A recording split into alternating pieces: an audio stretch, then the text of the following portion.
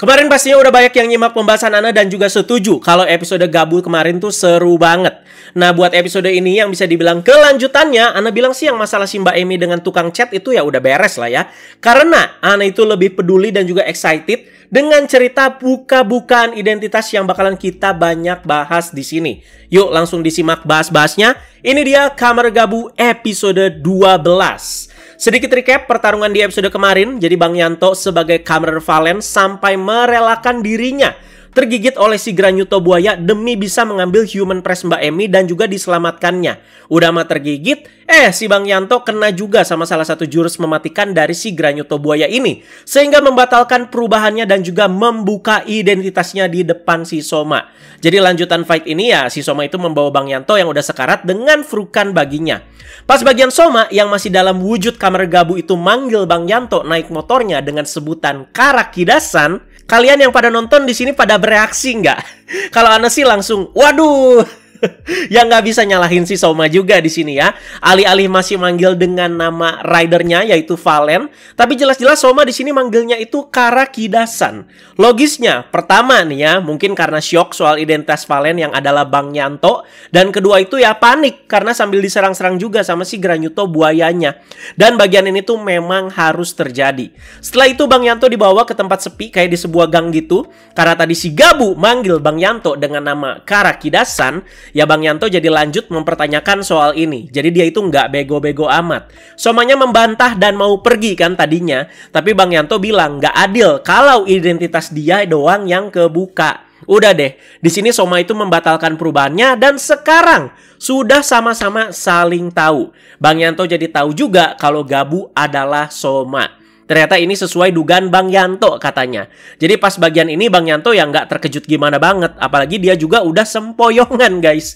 Jadi ini pembahasan buka identitas fase pertama. Gimana menurut kalian guys? Oke lah ya, semua itu dibikin masuk akal. Nggak ada yang berlebihan. Nggak ada yang terasa konyol juga. Jadi Bang Yanto nggak lebay langsung kaget.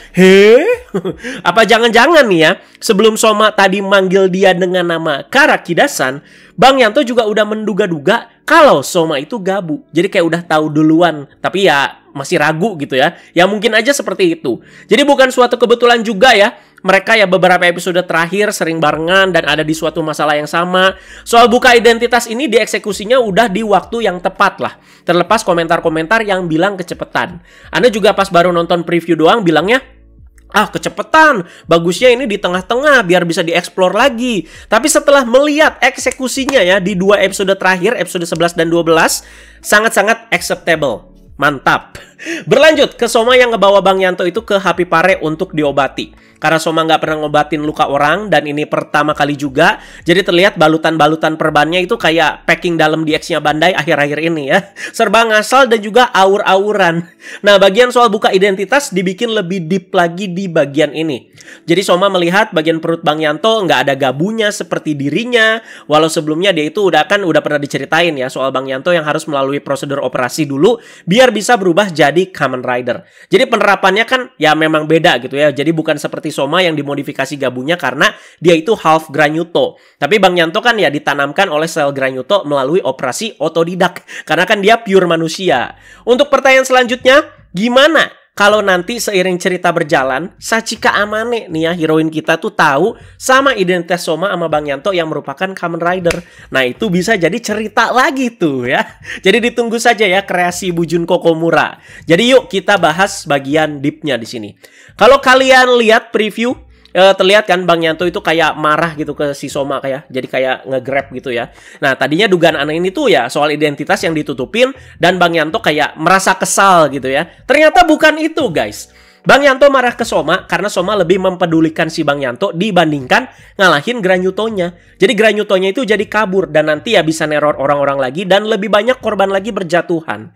Kita nggak usah sentimen dulu sama Bang Yanto, apa sih tiba-tiba semarah itu. Jadi jangan lupakan dasaran sinopsis dari Bang Yanto ini. Dia itu emang sedendam itu sama Granyuto. Diawali pastinya ya dengan ibunya yang diterkam depan dia pas Bang Yanto itu masih kecil. Yaitu udah pasti bikin trauma mendalam lah. Resolusi dia juga apa? menghancurkan semua Granyuto tanpa bersisa. Udah terlihat juga dari actionnya dia yang reckless, teman-teman ya. Sampai-sampai merelakan dirinya itu diterkam biar bisa nyelamatin orang lain. Sampai sebegitunya. Yang berarti Bang Yanto juga nggak peduli kalau dia mati juga. Yang penting Granyutonya itu bisa musnah. Nah, timbalan dari si Soma itu seperti ini.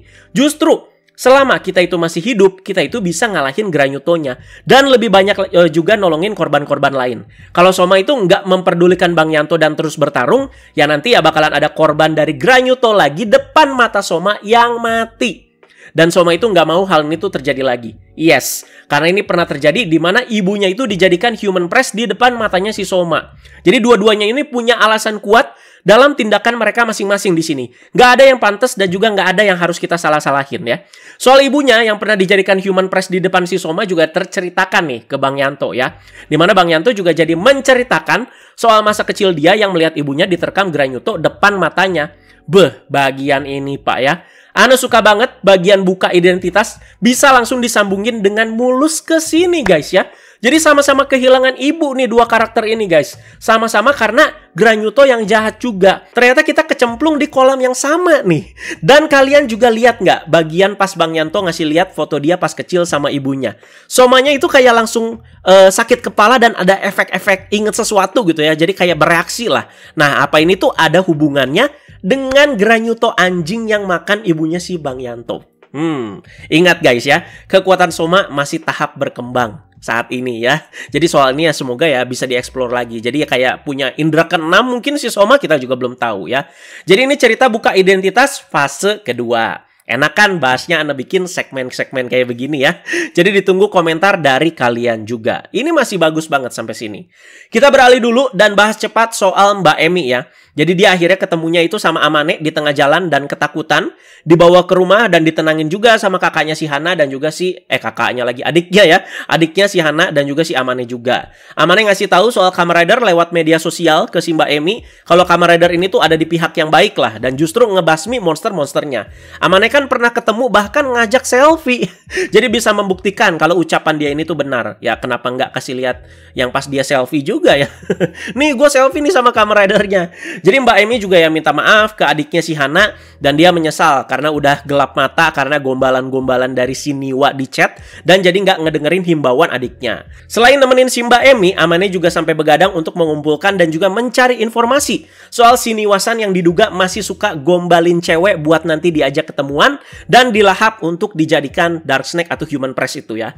Ketemulah satu akun bernama Getaro. Nah, dari namanya kalian bisa ngasih info nggak? Ini tuh referensinya kemana? Kemarin ada yang komen juga tuh. Ana kan baca ya komen-komen ya. Komen-komen dari kalian. Niwa-san kalau dibalikan jadi Wani. Yang artinya itu buaya.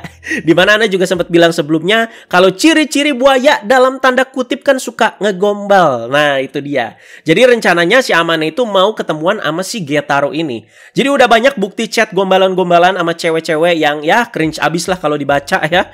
Jadi cara kerjanya ya begini ya. Si Granyuto buaya ini ngegombalin ajak ketemuan terus dilahap. Jadi intinya tuh ketemuan buat dilabrak dan ditangkep lah.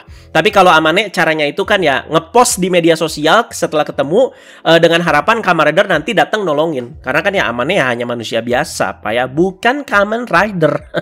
Tapi di sini Soma yang ngurus ya, karena kasihan juga lihat Amane yang udah kerja keras lah bisa dibilang soal ini. Enak kan lihat heroin yang begini, logis, bentuk supportnya juga masuk akal. Nggak apa-apa problemnya itu berbau magis mulu kan ya. Udah paling bener lihat Amane tuh begini ya. Dan ke Bang Yanto lagi. Jadi dia itu diobatin dengan benernya lewat Bapak Kenzo Suga. Katanya sih dibilang kalau Bang Yanto luka-luka atau sakit itu udah nggak bisa dibawa ke rumah sakit biasa lagi. Karena dia mungkin ya udah ditanam sama sel Granyuto. Jadi penanganannya itu harus lewat cara yang khusus dan juga berbeda. Tambahan juga proses pemulihan Bang Yanto juga ya jadi cepet banget karena udah ditanamin sel hasil operasi kemarin. Jadi bukan cuman buat nambah syarat bisa berubah jadi Kamen Rider aja, tapi ke proses regenerasinya juga ya. Jadi kita tunggu, ini tuh sel Granyutonya siapa sih? Si Kenzo Suga ini tuh dapatnya dari mana ya? Dan relasi Bang Yanto sama Kenzo Suga ya begitu aja guys ya. Seperlunya aja. Karena kan Bang Yanto juga nggak mau seakan-akan dia tuh kerja di bawahnya si Kenzo Suga. Nggak mau jadi kacung atau babunya ya. Nah, waktu eksekusi tiba ya. Di sini ternyata Soma itu menyamar jadi seorang wanita untuk memancing si Granyuto buaya ini. Dan ketika udah ketahuan, langsung dilabrak dua arah guys. Dimana Bang Yanto juga ada di TKP di situ ya. Dan ini dia Henshin berdua pertama kali oleh Soma dan Bang Yanto menjadi Gabu dan juga Valen. Lagi-lagi ada bagian fight dan juga team up yang unik di sini. Dimana saat Soma berubah jadi form Zaku-Zaku Chips dan pakai pedangnya, pas dipakai pedangnya itu kan langsung remuk ya pas nge-slash si Granyutonya. Bukan cara nebasnya yang salah kalau kata Ane yakin sih ya Soma udah banyak belajar ya. Tapi karena emang kulit buaya kan itu keras guys ya. Jadi di slash gitu kan langsung remuk guys. Maka dari itu Bang Yanto membantu dengan cara melumuri Zaku-Zaku Chip Slasher Soma dengan coklat. Jadi lucu banget guys. Coklatnya itu disiram ke wadah dulu ya. Jadi harus ngeluarin finishing dulu dari si Valen Buster-nya. Terus dilumurin manual gitu, dicelup-celup, udah kayak nyam-nyam. Nah ini untuk apa? Untuk memperkeras si pedangnya biar nggak cepat remuk dan lebih keras pedangnya. Tapi bayangin aja guys ya, kalian makan keripik kentang pakai coklat. Gimana tuh rasanya? Yang berikutnya, sebagai balas budi, Soma memberikan Bang Yanto Gochizo baru. Jadi ditempelin tuh ya, nemplok tuh ya 3 Gochizo-nya itu di pedangnya si Zaku-Zaku Chips ya. Kan ada 3 Gochizo tuh, Ramune, Domaru, sama Marumelo. Nah, kebetulan banget Bang Yanto itu pilih yang tengah, yaitu Domaru. Nggak kebayang pilih Ramune atau Marumelo, keluarnya apa tuh ya? Dan muncullah Kamen Rider Valen Domaru Form. Ini dia debutnya ya. Sequence yang unik, di mana di akhir perubahannya itu diakhiri dengan taburan meses warna-warni. Dan kemampuan unik dari form ini apa? Ya donatnya guys. Yang bisa membal-membal dan bikin si Valen ini mantul-mantul dan juga yang jadi pertahanan dirinya juga ya. Lumayan lah untuk melawan si buaya yang giginya juga keras bisa dibilang.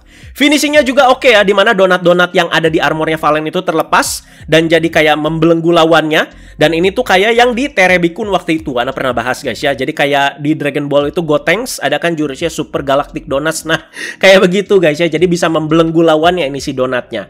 Jadi ya kita diliatin juga di situ sama armor kopongnya si Valen karena donatnya kan lagi kelepas, lagi membelenggu lawannya. Dan yang ngahabisin tetap si Gabu dengan form Gurukian ya. Lagi-lagi Gurukian pak. Udah 4 episode nih jadi form terkuat dan yang buat ngehabisin lawan-lawan sejauh ini ya. Jadi selesai sudah, di mana bukti Granyutonya itu sudah dikalahkan oleh Kamen Rider diliatin lewat sebuah video ke Emi dan juga Hana lewat Bang Yanto.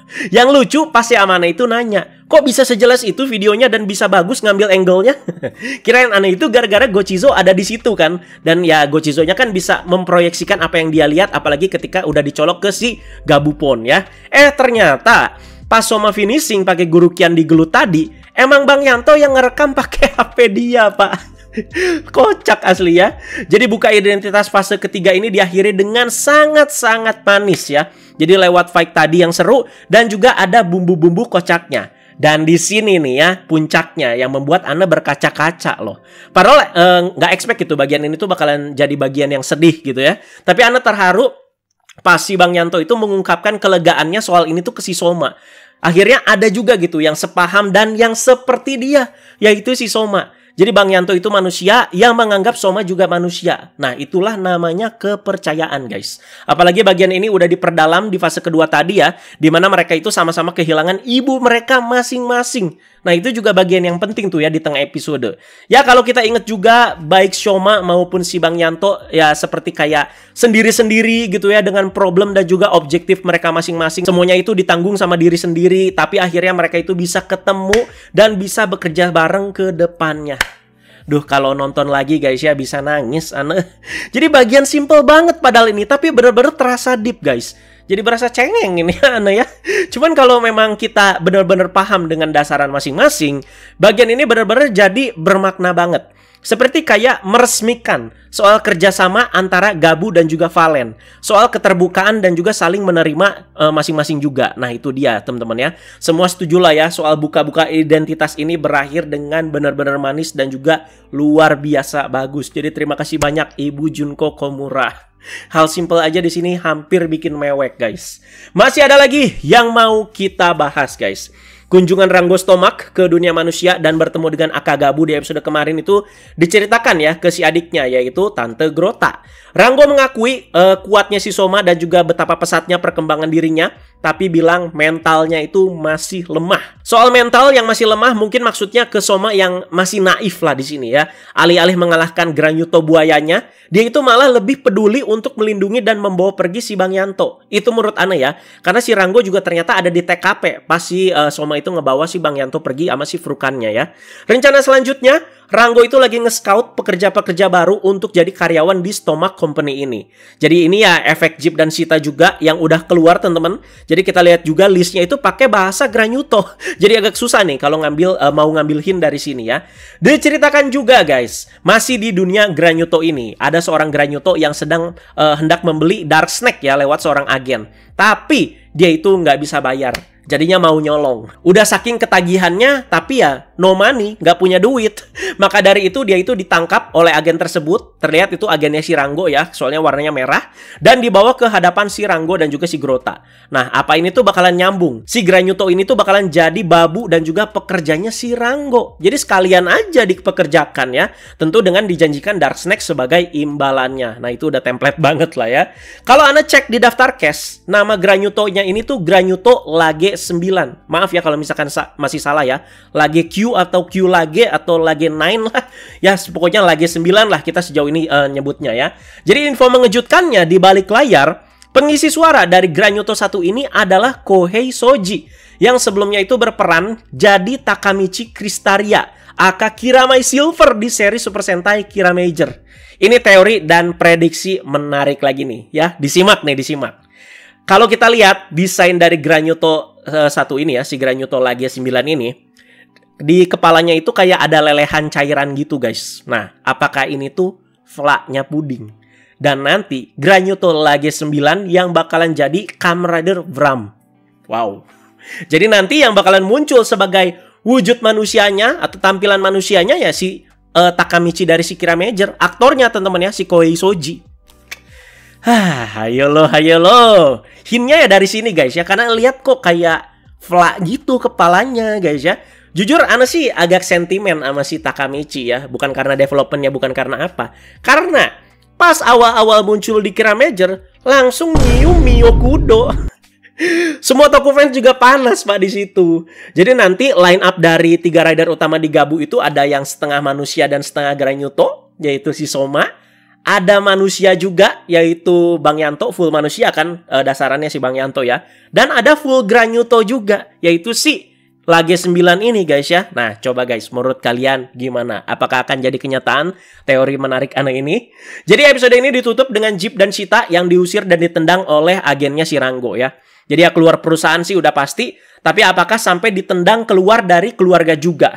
Tapi kalau ditendang keluar dari keluarga sih nggak mungkin ya. Kan rencananya mereka berdua ini kan mau dijodohkan sama orang yang kaya. Soal ini jadi memperlihatkan kemarahan Jeep dan juga Sita kepada Soma, si Akagabu ya. Ya karena hal ini terjadi gara-gara si Soma yang selalu menjadi penghalang pekerjaan mereka nih. Di bagian ini gila sih kami Horiochi guys. Yang pas Jeep sama Sita itu hujan-hujanan sambil marah terus pergi gandengan tangan dan kameranya itu dari belakang. Ngeri asli ya. Kan si kembar ini emang mau ala-ala kayak si kembar yang di film The Shining kan ya. Makanya minggu depan kita itu bakalan melihat aksi dari wujud Granyuto, Jeep dan juga Sita secara utuh. Jadi nggak cuman kepala doang kayak biasa guys ya. Jadi ini belum debutnya K-King Form, tapi bakalan Bushel Form dulu yang muncul nih ya menyambut Natal. Nah, apakah akan jadi konklusi cerita buat Jeep dan juga Sita di sini? Apakah bakal mati mereka berdua atau salah satu mati dan juga satu jadi mendendam gitu ya ke si Soma ya? Nah, ternyata di luar perhitungan guys ya. K-King Form ini ya belum debut. Mungkin habis saga ini lagi. Mungkin episode 15, 16 nggak apa-apa. Santai aja lah. Take your time ya. Biar nanti episodenya juga mateng. Apalagi kan Reiwa sekarang kan suka ada upgrade form phase 1, upgrade form phase 2. Kayak misalkan si Super Gachard sama Fire Gachard, dimana Fire Gachard juga kan baru keluarnya episode belasan mau ke 20-an kan ya. Jadi kalau misalkan K-King Form ya ngambil slotnya upgrade form phase 2 seperti rider-rider sebelumnya ya, it's okay teman-teman ya. Take your time sekali lagi. Ya udah guys, gitu aja. Jadi terima kasih banyak yang sudah menyimak pembahasan ini. Sekali lagi episode ini tetap seru. Jadi silakan kalian komentarin di bawah apalagi soal buka-bukaan identitas yang banyak sekali Ana bahas di episode ini. Dan juga tadi teori soal si Granyuto Lage 9 kalian? Apakah bakal jadi Kamen Rider Fram? Dan juga kelanjutannya soal Jeep dan Cheetah, silakan kalian kasih prediksi kalian guys ya. Teman-teman jangan lupa like, share, dan subscribe. Dan juga salam terakhir, salam 04.